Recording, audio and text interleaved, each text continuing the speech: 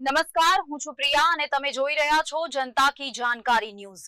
નજર કરીએ આજના સમાચાર ઉપર। પાલનપુરમાં દિલ્હી ગેટ પાસે એક સાથે 3 વાહનોમાં અચાનક આગ ભભૂકી। એક સાથે 3 વાહન આગની લપેટમાં આવી જતા બળીને ખાખ થઈ ગયા હતા। બનાસકાંઠાના મુખ્ય મથક પાલનપુરમાં આજે બપોરે એક દુર્ઘટના સર્જાતી ટળી હતી।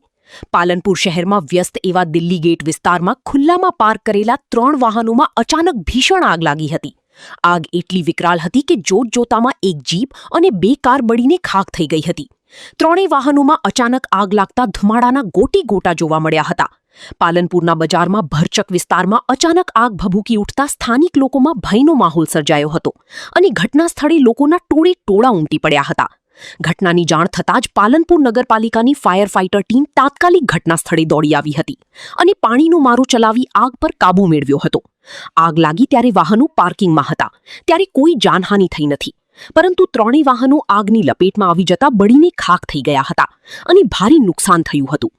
આગ કેવી રીતે લાગી તે હજુ સુધી જાણવા મળ્યું નથી અને પોલીસ અને પ્રશાસન દ્વારા આગનું સચોટ કારણ જાણવા તપાસ શરૂ કરવામાં આવી છે। અહેવાલ ભરત ઠક્કર, બનાસકાંઠા।